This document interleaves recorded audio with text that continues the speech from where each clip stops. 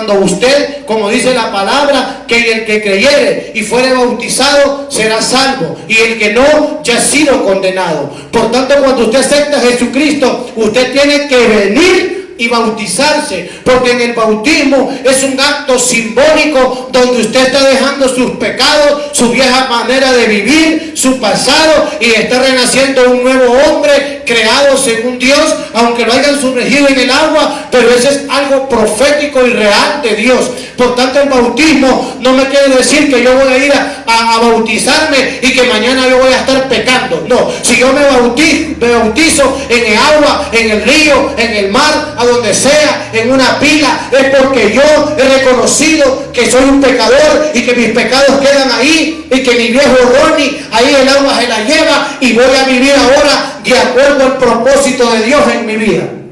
¿Cuántos dicen amén a esa palabra? Amén. Denle las palmas al Señor. Gloria a Dios. Aleluya. Así que, amados hermanos, el nacimiento del Espíritu, ahí está, el nacimiento en el Espíritu de Dios. Usted es una persona que está hecha de tres partes: espíritu, alma y cuerpo. Y estas tres cosas están dirigidas para tres cosas diferentes. El espíritu fue el que Jehová le dijo a Adán y sopló aliento de vida. Lo que usted carga, si no tiene a Cristo, es un espíritu, pero espíritu de vida, pero no tiene el Espíritu Santo de Dios. Aún hay muchos cristianos en otras iglesias que son cristianos, pero no tienen el Espíritu Santo de Dios. Tienen un espíritu de vida que los impulsa a hablar, que los impulsa a comer, que los impulsa a dormir, que los impulsa a levantarse, pero cuando usted viene y reconoce a Cristo, de lo cual a Nicodemo se le era imposible, entonces es donde viene el Espíritu Santo de Dios y empieza y entra aquí en este cuerpo y empieza a labrar, empieza a destruir, empieza a limpiar, empieza a echar fuera todo demonio, porque cuando el Espíritu Santo entra en su cuerpo ya no tienen que haber demonios. Pero mientras usted no tenga el Espíritu, a saber cuántos demonios ha de tener el hombre, a saber cuántos demonios ha de tener la mujer. Pero cuando el Espíritu Santo entra, ya no hay demonio que valga, porque usted ha nacido de nuevo. El Espíritu Santo es el que le hace a usted nacer de nuevo, y lo que transforma a él es su espíritu de vida, y él lo empieza a moldear de acuerdo al propósito de Dios, para que usted camine de acuerdo al propósito de Dios. Por tanto, el Espíritu, hay una parte que Pablo dice en Efesios: no contristéis al Espíritu Santo, con el cual tú fuiste sellado para el día de la redención, porque un día tú vas a ser redimido, sea muerto o sea en vida. Si tú estás bajo la tumba, de bajo la tumba Dios te va a levantar. Si tú estás vivo, de ahí también Dios te va a levantar, porque un día te ha dado el Espíritu Santo para que nazcas de nuevo, para que te convenza de pecado, para que te convenza de juicio, para que te convenza de arrepentimiento, para que te dé la vida eterna, para que te dé el poder para sujetar a Satanás y para que tú puedas nacer de nuevo. Para eso es el Espíritu Santo, porque bajo los pies del Espíritu Santo Satanás no tiene ninguna autoridad. Wow, entonces el nacer de nuevo, simple y sencillamente, ¿qué me cuesta? Aceptar a Jesucristo, reconocerlo y buscar y creer que yo quiero conocerlo, no por la historia, sino porque Él es real, como yo le decía, no porque Cristóbal Colón descubrió América, y eso fue lo que a mí me metieron, y me dijeron que lo había descubierto, y yo digo que sí, que lo descubrió, porque eso fue lo que me enseñaron, pero yo no lo he vivido. Yo no he visto la cara a Santa María, la Niña y la Pinta, las barcas que él andaba. Yo no sé si es cierto que fue a Trujillo, yo no sé si es cierto, solo es la que la historia a mí me lo cuenta. Pero entonces yo tengo que procurar entrarme en la historia y decir, bueno, si esto es historia de que Cristo es real, pues yo voy a procurar entrar en la historia y conocer a ver si es cierto, si este fue el que me salvó, si este fue el que me dio la vida eterna. Procurar entrar en la historia de la palabra de Dios. Y ya no decir, solamente es una historia y me basta porque la palabra es real, sino procurar encontrarse con la persona de Cristo cara a cara, como dijo su siervo Moisés. Cara a cara. Y como dijo Job, de oídos te había oído. Solo que te había oído, pero ahora mis ojos te están observando. Los ojos de Job, Dios le permitió verlos. Así que, amados hermanos, procuremos el nacimiento en el Espíritu en nuestras vidas.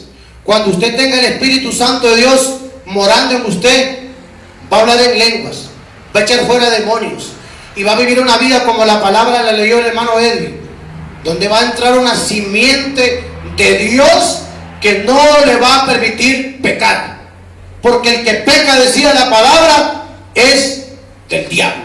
Pero para eso, dice, vino ¿quién? Cristo, a deshacer las obras del diablo. Para eso vino Cristo, a deshacer, a moler, a destruir las obras del diablo. Así que, por tanto, amados hermanos, no le busquemos, como dice, 4 patas al gallo ni 4 patas a la gallina, sino que procuremos meternos en la relación con Dios y conocerlo. Y cuando conozcamos de Cristo, Él nos va a moldear de acuerdo a su mansedumbre, de acuerdo a su templanza, de acuerdo a su amor, de acuerdo a su gozo, y vamos a empezar a ser personas diferentes a Dios. Y dirán los hermanos acá, y que este hermano que tanto habla de Cristo, que tanto habla del nacimiento. Amados hermanos, porque de tal manera amó Dios al mundo, que solamente encontró un único camino de poder acercar al hombre a Dios, que era su Hijo amado Jesús. Siempre yo le he dicho, en nosotros está la pecaminosidad que no nos permite acercarnos a Dios. Somos tan subidos, pero cuando usted se levanta en la mañana y no se cepilla, ¿cómo le hiede la boca? Somos tan subidos nosotros que nos guapiamos y nos ponemos tan hermosos y decimos a la chavala, pues tiene que caer ante mi hermosura, y la chavala tiene que caer. Pero hay en nosotros una pecaminosidad, porque aún mismo nosotros decimos, guácala ese excremento, pero el excremento está en nosotros, nosotros lo cargamos. Por tanto, dirá el hermano, ¿y qué tiene que ver eso? Es porque en nosotros hay una pecaminosidad sucia, que no nos permite acercar a Dios por esa inmundicia que está en nosotros. Pero gracias a su Hijo amado Jesucristo, que no se rehusó. No es que lo mataron los romanos, no es que lo mataron los griegos, no es que lo mataron Caifás, Anás y todos los sumos sacerdotes, no lo mató Pilato, no lo mató nadie, sino que él mismo dijo en el libro de San Juan, mi vida nadie me la quita, sino que yo la doy por rescate del mundo. Yo doy mi vida, la vida nadie se la quitó a Cristo, sino que él dijo, yo voy a entregar mi vida para que el mundo se salve. Y aún dice la palabra que cuando Jesucristo estaba allá orando en Getsemaní, dice que caían de su sudor, eran como gotas de sangre, porque él se estaba cargando el peso de sus pecados y el peso de mis pecados sobre sus lomos.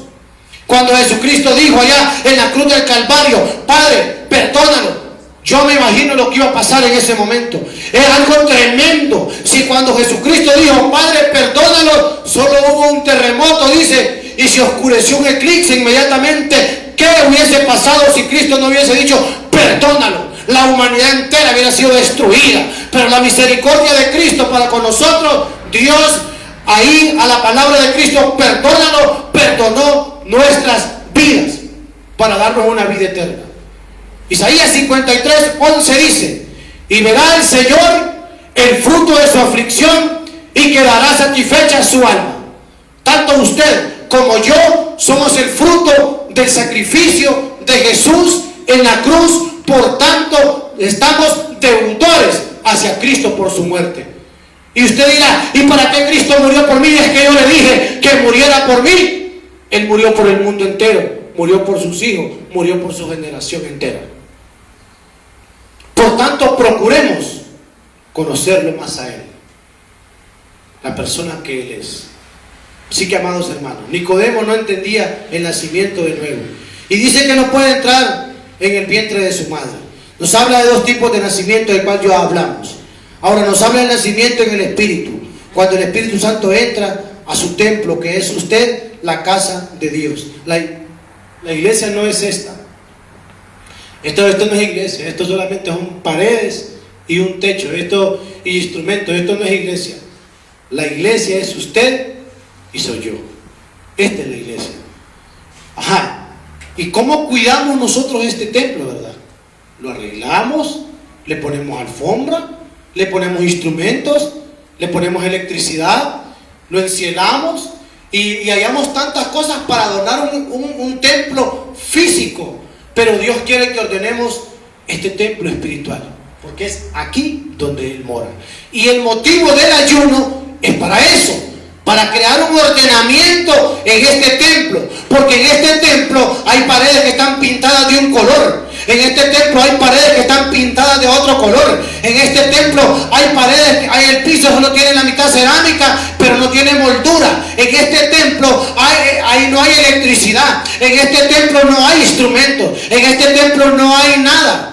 Por tanto, ese es el motivo de reconocer a Cristo como nuestro nacimiento de nuevo, para que este templo sea perfeccionado y pueda el Espíritu Santo morar. El ayuno es para eso, para yo romper aquello que esté estorbando en este templo, de que Él se pueda mover con la libertad. Hay mucha gente que, aún el pastor decía ayer, no, pero que hay gente que entiende el ayuno malo. Cada quien hace el ayuno, y yo le puedo explicar que el ayuno se ha hecho en el Antiguo Testamento y en el Nuevo Testamento para miles de maneras, para miles de formas se ha hecho el ayuno. Aún el ayuno, al apóstol Pablo dice que unos hombres se confabularon y se pusieron de acuerdo y se fueron en ayuno. ¿Para qué? Dice, para matar a Pablo. El ayuno lo han utilizado para tantas cosas, pero el ayuno, amados hermanos, dice el profeta Isaías, es para que lo que está dentro de mí que me estorba sea echado fuera.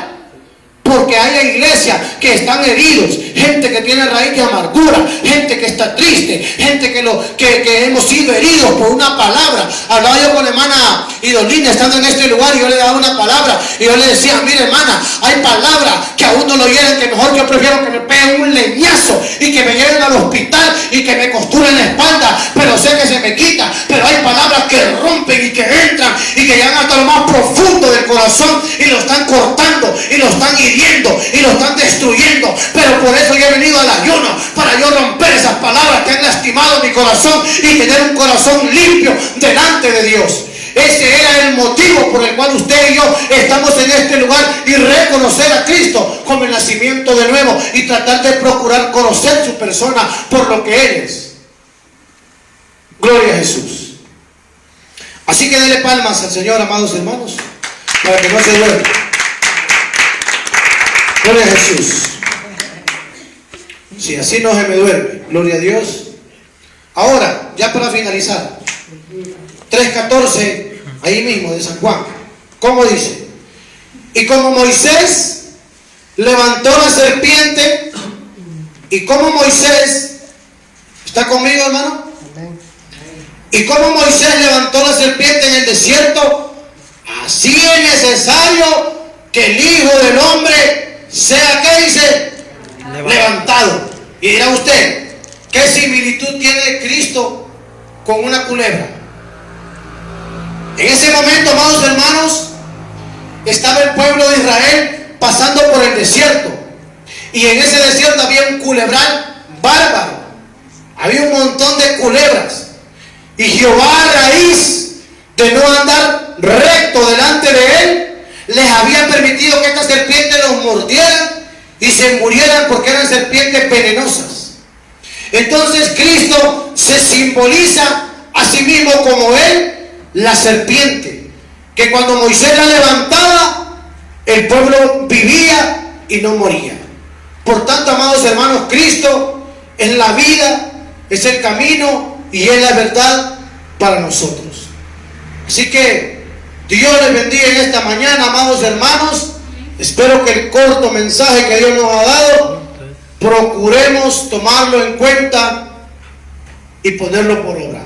Cristo es el autor y el consumador de la fe, y el que nos dio la salvación y la vida eterna. Como decía el hermano Steven, no nos costó absolutamente nada. Y lo que hagamos tampoco la va a cambiar. Lo que estamos haciendo en este lugar no es porque queremos ser salvos, porque somos salvos, y hacemos esto porque ya somos salvos. Entonces procuramos ahora limpiar este templo, para que dentro de este templo sean unos cultos de poder, ¿Me está entendiendo? Para que dentro de este templo haya una alabanza de poder. Para que este templo esté adornado y pueda el Espíritu Santo moverse. Porque dice en 1 Corintios 3:16, ¿acaso vosotros no sabéis que tú eres el templo de Dios? Somos el templo de Dios. Pero este templo necesita un ordenamiento. ¿Qué haría usted si aquí hubiera un montón de pupú de vaca y nos tocara hacer el culto acá? Limpiar. Lo más correcto tendríamos que limpiarlo, ¿va? Porque de repente le agarra la mano a Juan el Espíritu y se revuelve el pupú de vaca. Vamos a tener que ir a bañar, ¿va? Entonces, en el ámbito espiritual, hermanos, limpie su templo para que Dios pueda obrar de una manera sobrenatural. No es que no estamos dispuestos, sino que hay algo que ensucia el templo de Dios. Y es por eso que tenemos que procurar. Bueno, Dios les bendiga, amados hermanos.